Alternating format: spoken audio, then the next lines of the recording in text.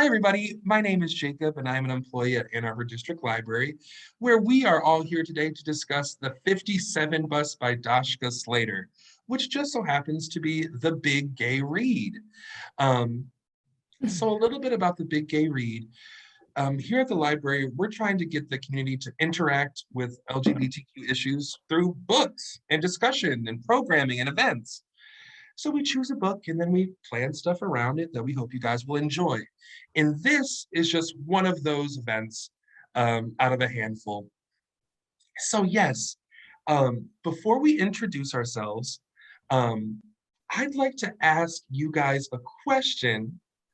You put it on your thinker, and then I'm gonna read a little summary and then we'll answer the question. What do you guys think? Can you tell I used to teach? Just pouring out of my every pore. Um, okay, so my question for you, in one word, it can be hyphenated, right? In one word, how would you describe your experience reading this book?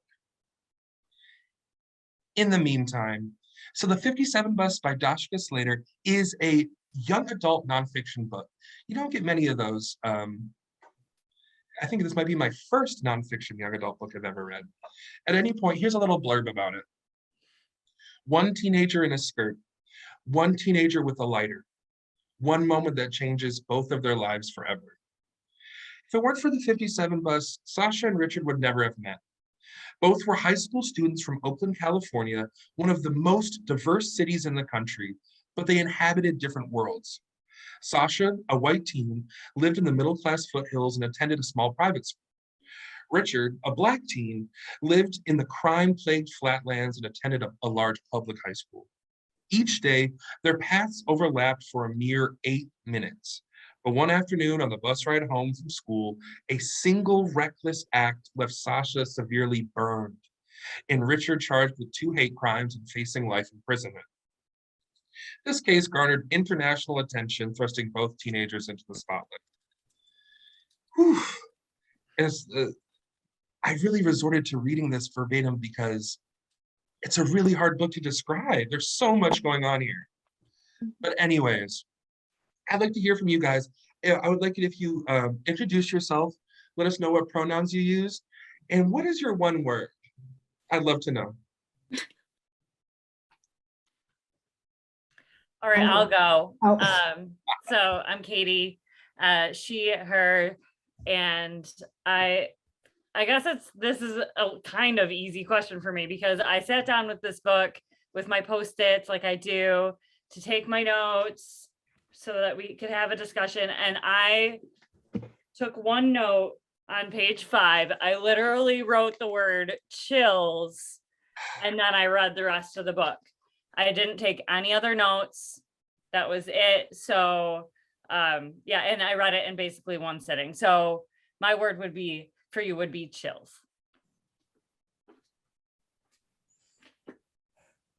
I'll go.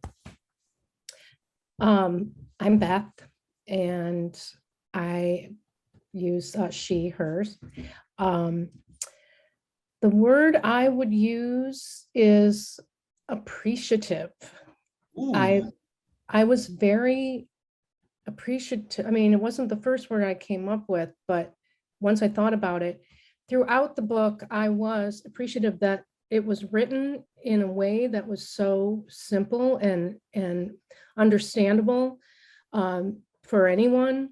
And it was enlightening too, but I was appreciative because once I Googled it, I realized it was almost verbatim from the New York Times magazine article, except written, but a lot of the verbiage was the same. And so, yeah, I was just glad it was very accessible and also appreciative that you chose this book. I'll go. My name's Marissa, and I am fine with she, her. And I guess if I had to pick one word, this is a struggle.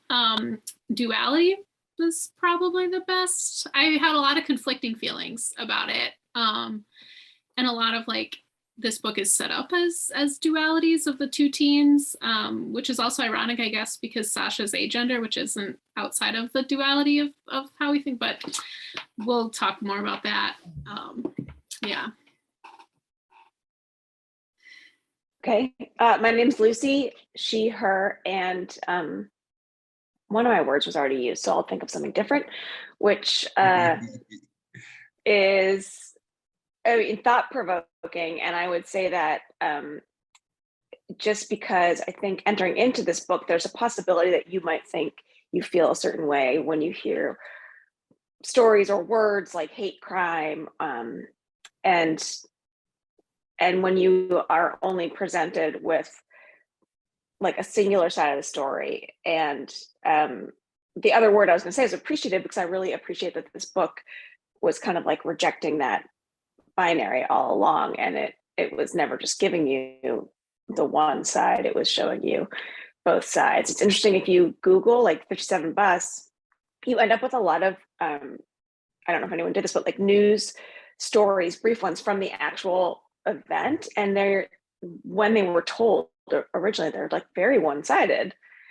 You know, someone set someone else on fire, that person's bad, this person, you know, it's just so it's interesting to have read this book and then think about how it was perceived maybe at the time that it happened. Yeah. My name is Jacob. I am fine with he, him. And my word is, of course, hyphenated.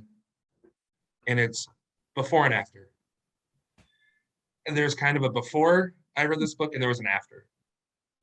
And something, I learned something, or something shifted in my brain, and I said, whoa. So my word is before and after. As if I say it fast enough, it's one word. Thank you guys for playing along with me. I want to go back to something that Marissa had mentioned, that this is a book about duality. This is a book about binaries. What binaries did you guys notice in the book, and how has your feelings about them changed or stayed the same? Like, for example, there's definitely the binary of gender, right? Male or female. And Sasha is neither. Sasha identifies as agender. Where else do you guys see it in the book? Well, you've got the class binaries, right? Because Sasha is coming from an upper class private school. Well, Richard comes from a public school, maybe a little bit on the other side of town. So that's something that plays into, I thought was really interesting. Particularly when you start talking about like their family lives and their support systems and things like that. And then there's the race piece. Sasha comes from a white family, Richard comes from a Black family. So there's just like another way that there are two different sides. Something I found myself so torn with, and this is kind of in almost every nook and cranny of the book, is the false binary of right and wrong. And I think when it comes to what Richard did to Sasha, I definitely had a hard time struggling with my feelings towards that. Why do you guys think Richard did it? Why do you think Richard set Sasha on fire? And even when I say set Sasha on fire, it doesn't feel like I'm saying the whole truth. Mm-hmm. That doesn't feel like I'm actually, but yeah. Yeah. I feel like it was literally just one of those dumb things that kids do. Like, I don't think he thought about it. I don't think it was like an intentional thought. I think it was just, you're a kid with a underdeveloped frontal lobe and making a split-second choice because you think it's maybe going to be funny, and it's not. Yeah. Yeah.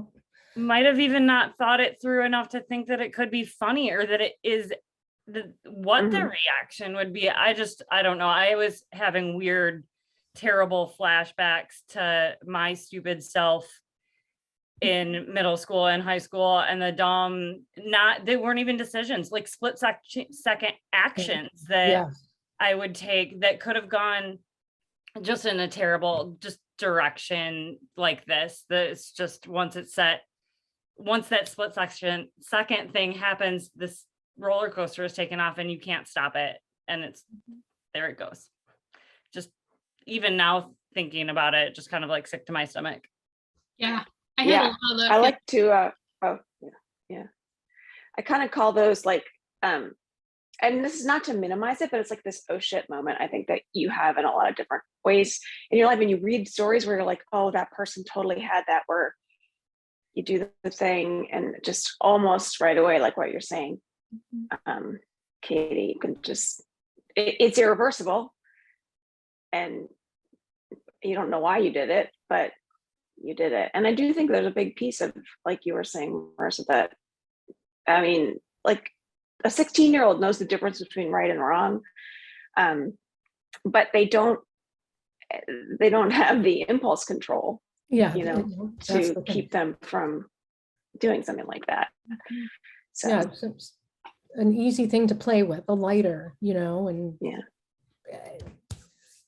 Anyway, one of the things though about Richard, that, you know, furthered it and made it all the worse, besides the setting on fire, but was that he already had, you know, the contact with juvenile court and which is often what happens to young Black boys, and with, you know, brown skinned people, boys especially, that I don't even remember what it was he did. I mean, and then as, you know, as it turned out, his group, you know, they were bordering on, you know, doing it, making it or not, and some did not. But anyway, I just, you know, he already had some things handed down to him. I know it sounds like a really liberal middle-aged woman thing to say, but one other thing though, when I Google it, I don't see anything about Richard, like now. Oh, you don't see his picture or anything? Yeah, it's just always. Yeah, okay, I didn't know if you all had that, but okay, anyway. I would love to be able to see his face. Yeah. Which is a funny thing to say, but I would love that. It might have been at the time because, like, and I don't know, this is totally a guess, but maybe because he was under 18, they weren't showing his face, whereas Sasha was 18. And also, like, it happened to Sasha. I don't know. But yeah, I did notice that. I was like, we're not seeing Richard. I was hoping that there'd be an article about Richard, you know, how he is now and everything's, you know, that it made a difference in his life positively, but but that's the Pollyanna in me. But anyway.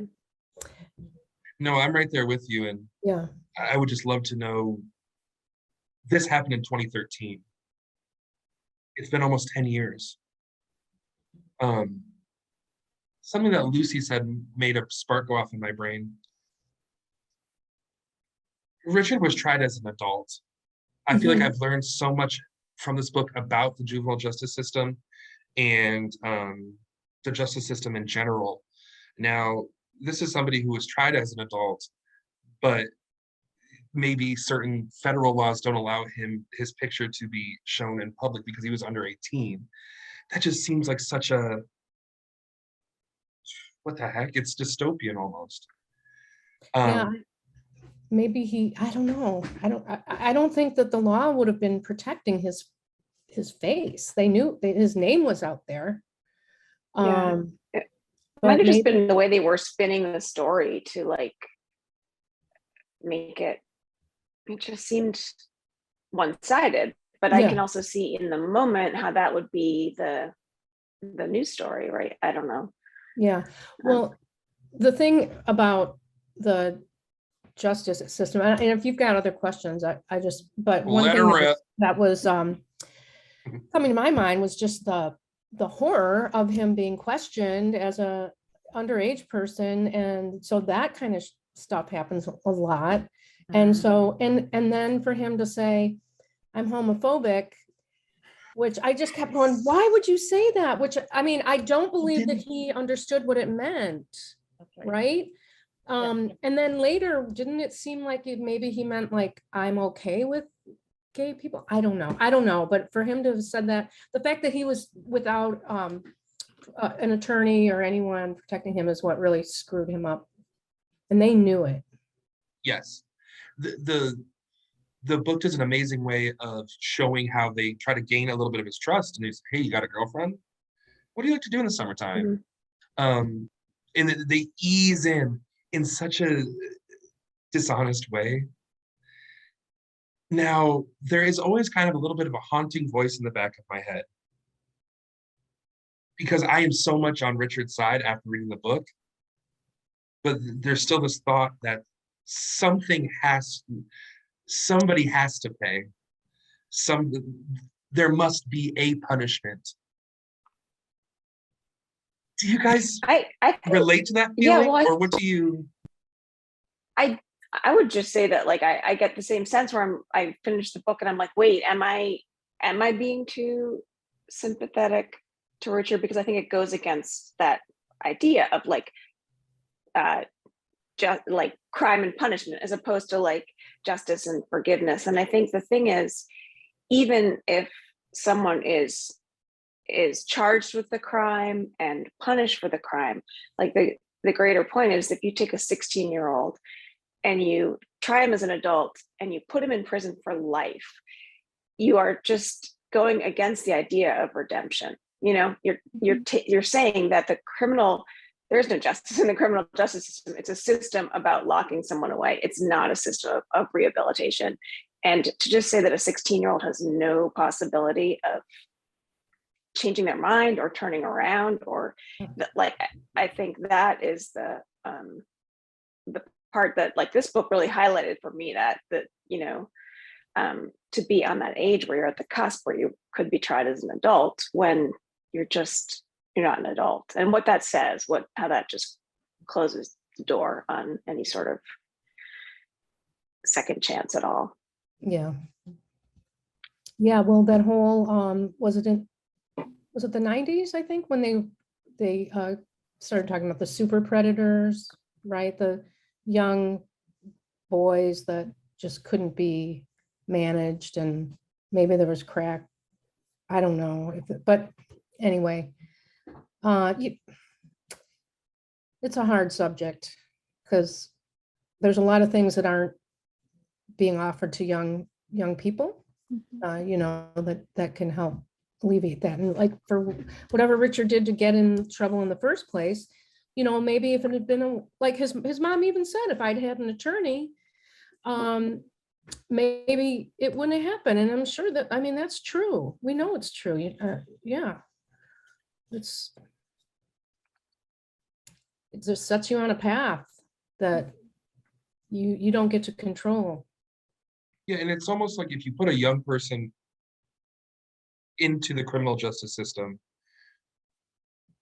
when they come out, you can bet your bottom dollar they're going to be a criminal. It's a place. There was an amazing quote in the book that I should have written down, but it was basically like, if he spends 7 years in jail, what you're basically, the chances of him coming out and doing more crime is just huge. Yeah.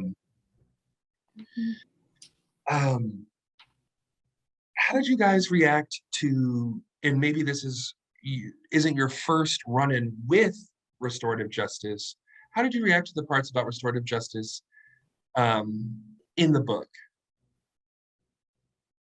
Do you think that it was a good fit for this particular case? I'm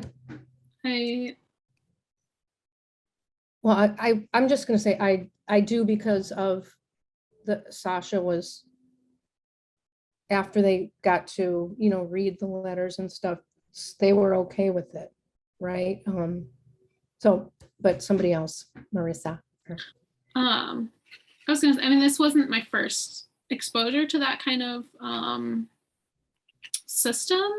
I should have reread that section because I was a little confused about how it was going to be used in this context.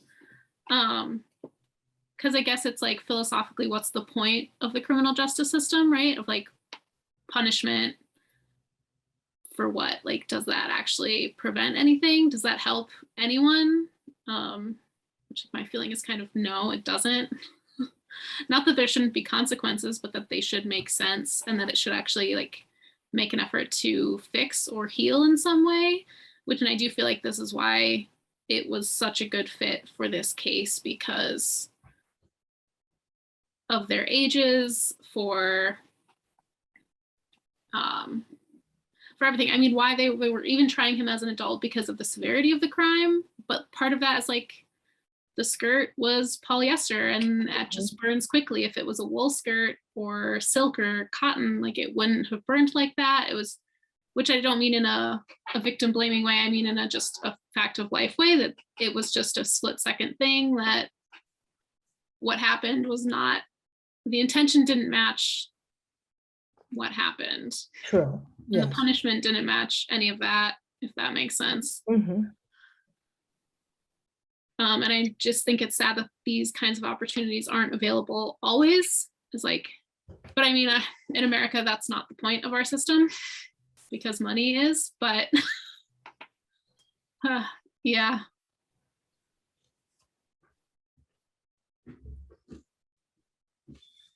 Well, yeah, and for the restorative justice, oh, sorry, go ahead, Jacob. Nope.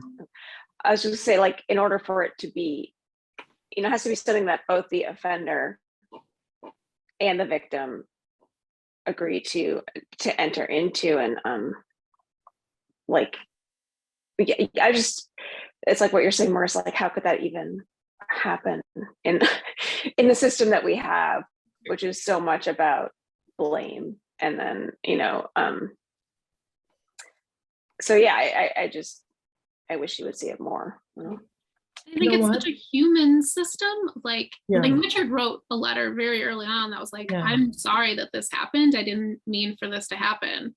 And I think that's like his human response of like, you did a thing, you didn't know what it was going to do. Like, I don't want to say a total accident, but like very accidental circumstances. And then your first instinct is to apologize and try to make it right.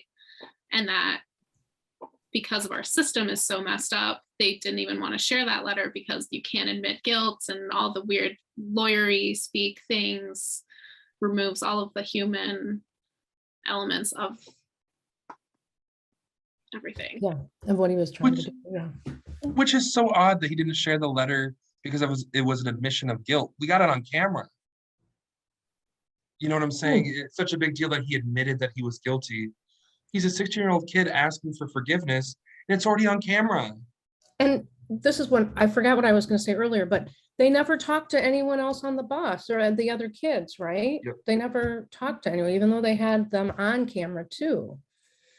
Because then intent might have been part of the discussion. We were just playing around. I mean, it wasn't cool. But it wasn't, he didn't set out to burn this young person. Yeah. What? Oh, geez. But Yeah. Like, can I give the but? yeah, heck yeah. So for me, I found myself just like really sort of astounded at like the rate and how easily it seemed that, I know Sasha struggled obviously with being burned, but how easily that forgiveness seemed to come to them. And maybe that's just because for me, as just personally, I struggle with forgiveness a lot. It's something that's very difficult for me, and I understand that it's something that can be more restorative for the person who's giving the forgiveness than the person that's being forgiven. And that's why it's like so important and such a wonderful thing to be able to do. But I just found it so just crazy how, like, especially for me, like you're physically altered here. Like your body has been burned. You may never function physically again like you did. This may affect your ability to have a family. It may affect your ability to like run up and down a hill or whatever it is that you may want to do in the future. So I was just like, I don't know. If somebody burned me like that, I would have a lot of feelings about it for a long time. So for me, just like even after the letters, and their parents and everybody sort of like fell in line. We're like, we forgive, we're ready to go forward with this restorative justice thing. I was just like, wow, I don't know if I could do that. And I don't Richard know. did. Richard saw Did it. somebody who they thought was a male wearing a skirt. Mhm. And that is one of the factors that played into that decision. Yeah.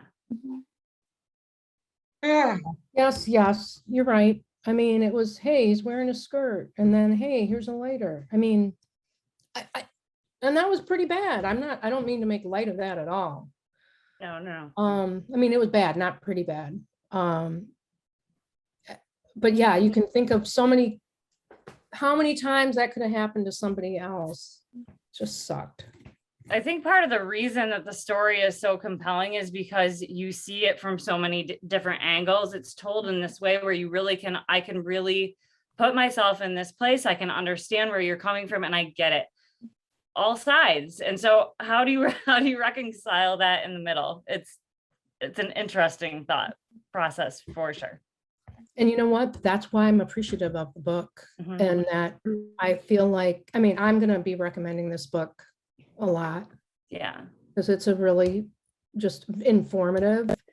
I don't really feel like there's any pretense about like this is a story about gay people, it's not really, it explains the background because this is why they're going to call themselves, or are they, and they changed the name, and but really it's about society, and I think it'd be something I will recommend for all ages. it covers so much ground. And I think something that it does really well is I always kind of think about my grandpa. My grandpa's like, oh, you got the LGBTQ, LMNOP, QRS. And you guys are always cooking up a newfangled word to describe this, that, or the other. And I mean, sure, yeah, there's a lot of words to know. They're not hard to know. And it's actually worth knowing because it's people. The people that you walk down the street and you go to work with, and that you order a coffee from, and that who are your family and friends. And this book does an amazing job of kind of placing that out for people to discover. Yeah. Oh, No, so that I was wasn't gonna say, and I was saying, please say something. no, when they give when they, there's like a glossary, for lack of a better word of language and terms around gender and sexuality. And the author does say this is always evolving and this is always changing. But it's like what you're saying, Jacob. Yes, there are a lot of words, and there are always new words, but you can learn them. And what I like after that is there's this little page that says Sasha's terms, and it says the terms that best describe them: agender, gray, cupiosexual, queer romantic, also vegan. And it's like, I think that there was something about that where I was like, yeah, this is just who Sasha is. They are a person, and these things all describe them. And I don't know, there was just something about putting that in there that I think was good. Mm-hmm. And there's so much opportunity with stuff like this for just like the precision of words now to help you understand what other people are and how they identify, but also yourself. Of like, that's not something many people grew up having to question at all. And I think LGBT people are always asked that question of like, when did you know? Or like, how did you know? And like, I don't know how did you know you were straight? How did you know whatever? Like, just even having words for that is helpful and leads to self-understanding in a way that I think is beautiful. Yeah, and I think growing up without those words, it's almost like, how do you even know to ask the question or do the internal work, you know, because you just, it's so either or. And so yeah, I think that the more words there are for people to talk about the way that they are, the better.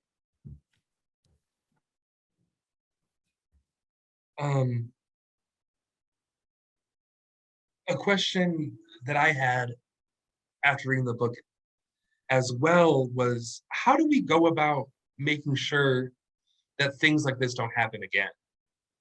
Because this is definitely a book where it gives you a whole bunch of information, and then you kind of go, what am I going to do with this information? And I think one of the meatiest, kind of most difficult questions to contend with is, well, what now? Right. Well, that sort of takes me back to like this exactly like why I got chills in the very beginning there on page 5 is like the whole thing is it's describing the scene, right? It's setting up the scene. You're sort of seeing it from above. But the thing that it says at the very end is there must be something you can do. Right. And so it's a call to the reader. And when I reread that again the second time, I cried. I just was like, this is a call. We have to do something about this. This is saying, at the very least, people need to read this book.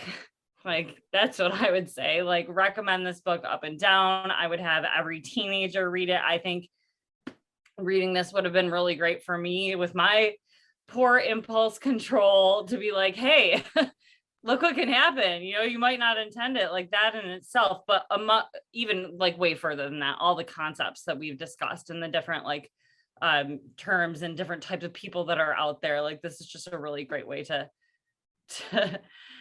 educate folks. So beyond that, I don't have any wonderful ideas, but you know, read the book, tell everybody to read the book for sure.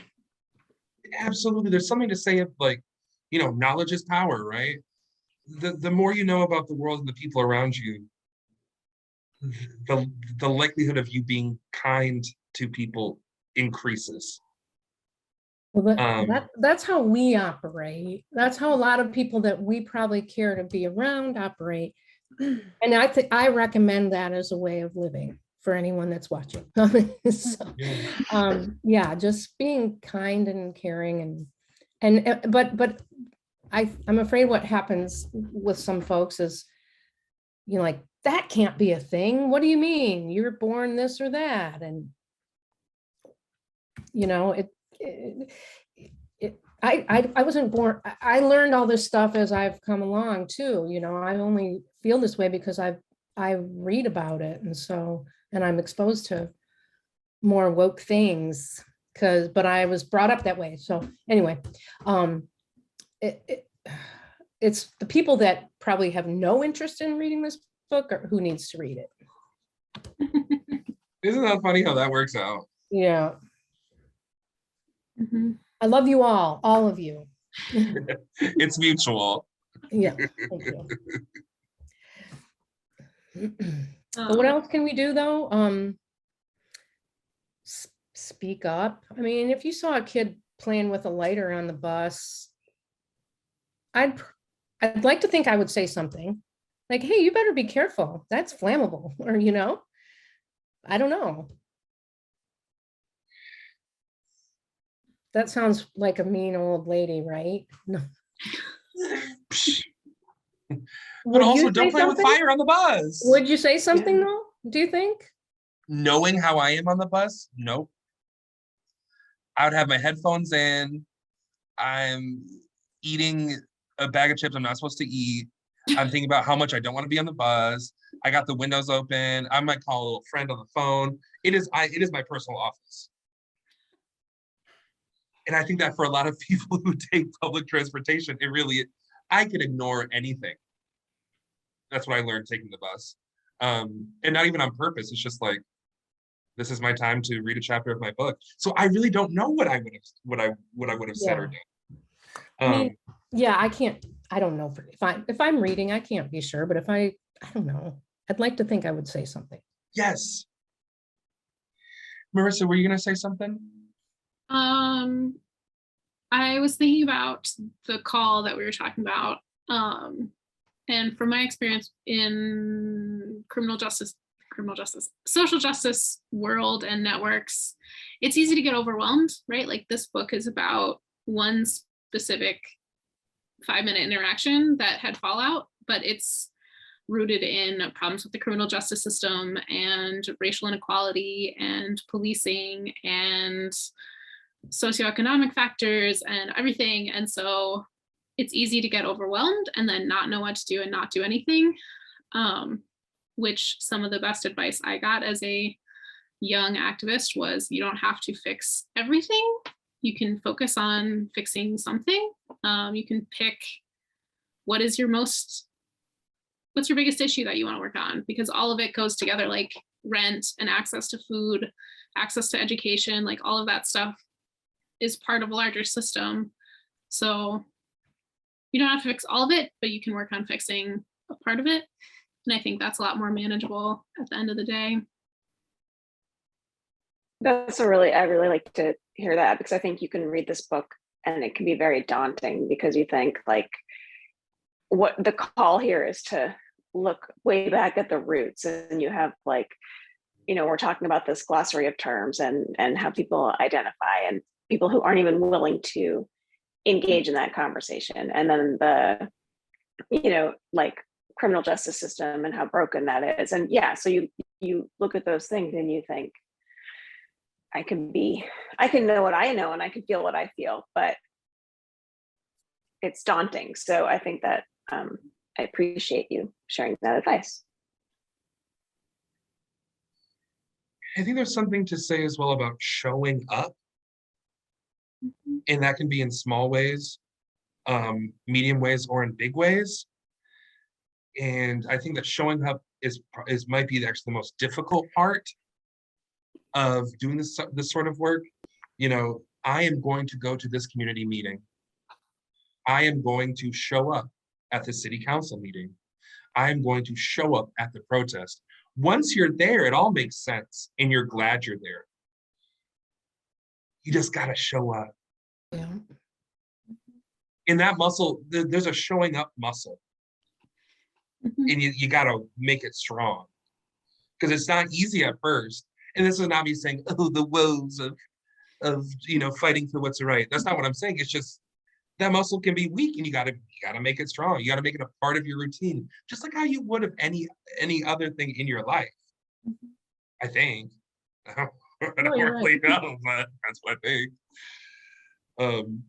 Yeah, sometimes you're just compelled. I mean, if you feel like you're helpless, I find it, at least something to do, go to a march or something, it makes you, it just participating in what we are able to do. It's a start. And I would like to add an addendum. Showing up is not acting a fool on the internet. That's not showing up. That's the opposite of. I wanted to pick at something a little bit more. This book is so much about forgiveness.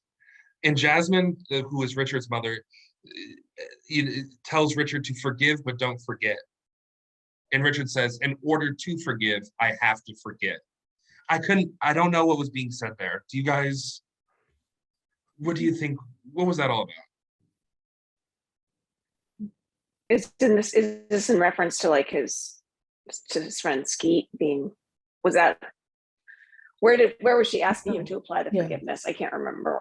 This is when he was in holding, awaiting his court trial, and kept on getting moved. Okay. Why is it necessary for Richard to forget before forgiving? Because if you don't forget, you're still living in that feeling. Yeah. Which is hard because, I never forget. And like Katie said, I hear you. Well, but you can, hopefully you can take it out of your front burner of your brain, and it can start to feel less of an issue, when you just decide, I'm not going to focus on that anymore. As an adult myself, I have to rethink sometimes when I'm getting salty Yeah. Sometimes it can be so hard though to like, you have to have the ability to take that particular thing off the front burner. You know, there's like, I'm not arguing, like I'm as someone who struggles with that myself, like, you know, this isn't what I want to be thinking about. Right. I want to forget this, but I can't forget this. So yeah.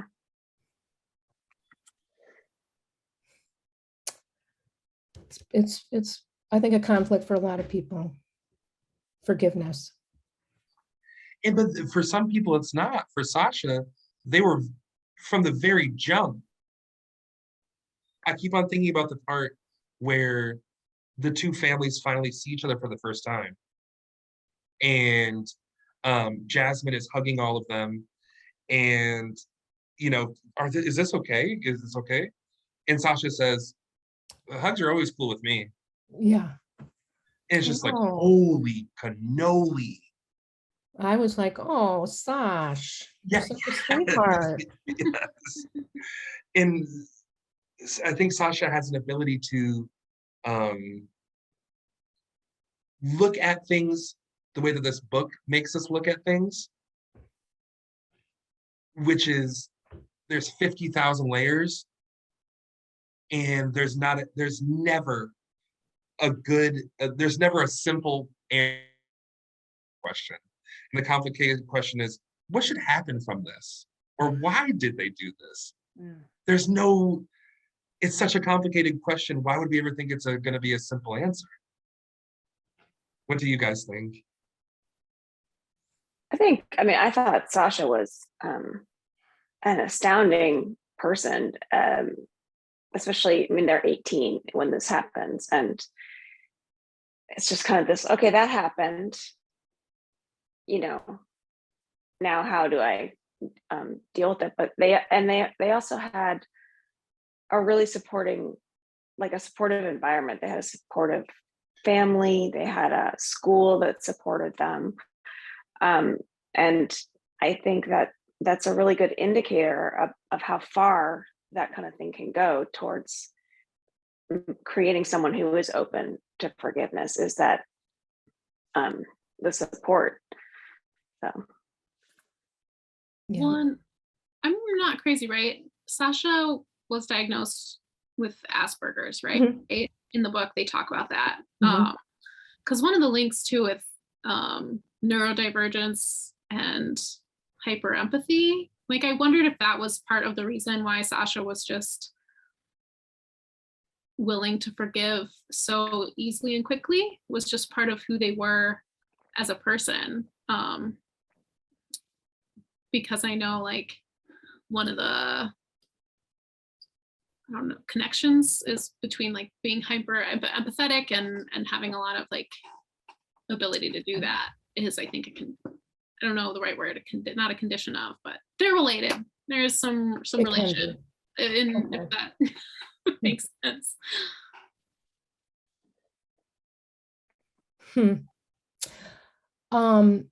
I was just thinking earlier though about restorative justice, and that there was, I don't want to look for an article, but it was several months ago, I saw where it was being practiced here in Washtenaw County. And it was because we know the prosecutor is, has that kind of leaning toward restorative justice. But there was some kind of I believe it was a hate crime kind of thing, that like a racist thing that occurred. And the person that got charged is going to be like auditing a class at U of M about all, all of this stuff. I mean, with a social worker, some prof. We'll have to look it up as a reference, but I remember reading about that a few months ago, just going, so that's how it works. I mean, it's gonna, instead of having someone sit and stew in prison, I don't know what exactly they did, but anyway, you see what I'm getting at though. It's like, that's a way to offer that kind of justice, potentially. It is, that is complete news to me, and it's wonderful to hear like stuff like that's happening in the community that we live in. Mhm. I also think there's so much potential for restorative justice, not even on like a larger criminal scale, but on a smaller community scale. Like the example in the school of the butt slapping and how that was an issue. And then it was like, yeah, it could just not be addressed, or that kid could have gotten suspended and maybe he wouldn't have done it.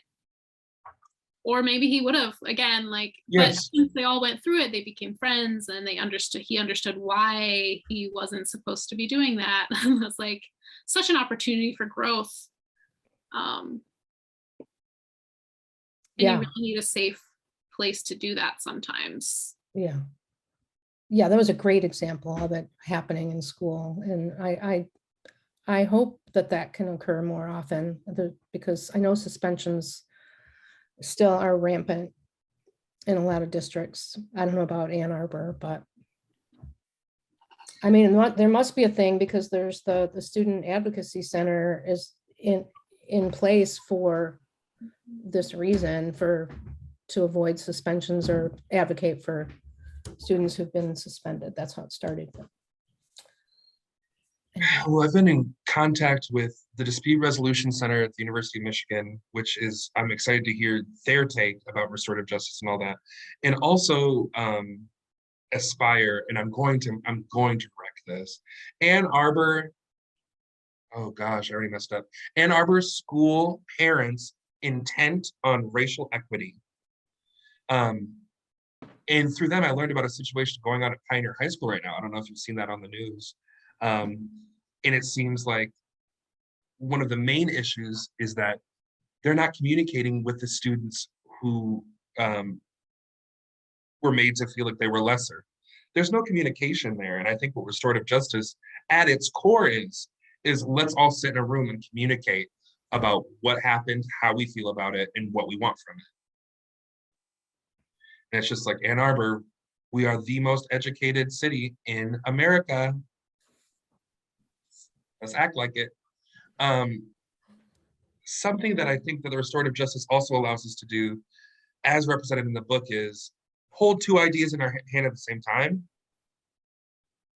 Yeah, it might be funny to Jeff to slap his classmate's butt, but joking when it goes too far is actually gross and bad and hurts my feelings. And those two things can exist in the same time. In the same way that Richard can be guilty of something and innocent of it at the same time. Those two things, we can hold them in our hands and both can be true. And when we put them together, a whole new truth is made.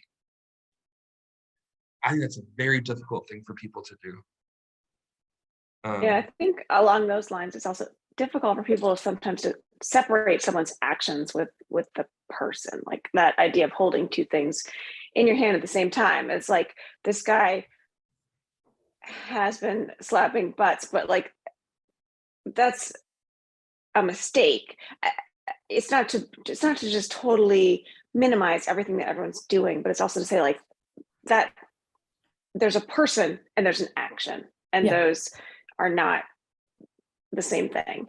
And you have to be able to hold both in your hand at the same time. And one may be good and one may be bad. And that's really difficult, I think, to sort of grapple with. It's also just hard work. It's time Yes. consuming. It's communicating with people is hard. I'm a pretty to the point person. So having a 6-hour meeting about butt slapping sounds painful and awful in like so many ways, right? So to work, the people have to be willing to put in that work or have the capacity to do that, which is hard. Oof. But we can do hard things, but it is hard, right? I mean, don't you think most issues that are, it all boils down to miscommunication or communication, or I mean, kind of, but, or inability to communicate. Yes. Oh, Yeah, it's about the lack of communication or the lack thereof. And I think that in different ways in the book too, we see it's about love and the lack of love. as we see how different people, the public, the media, use their stories, use Sasha's story and uses Richard's story for their own means, which are like, what are those even? Okay, well, thank you guys. There's a million other things that I have to say, but we're not going to say them today. We'll save them for another day. Thank you guys so much for taking the time to read this book and then to show up and be willing to discuss it. It is a really heavy topics in so many different topics. So it is no easy feat to kind of come into a space and then put it on YouTube. So thank y'all for showing up and for doing that. I can't tell you how appreciative I am. For everyone at home who might be watching, keep an eye out for more Big Gay Read events concerning the 57 bus, including Dashka Slater's visit to the library, who's the author of the book.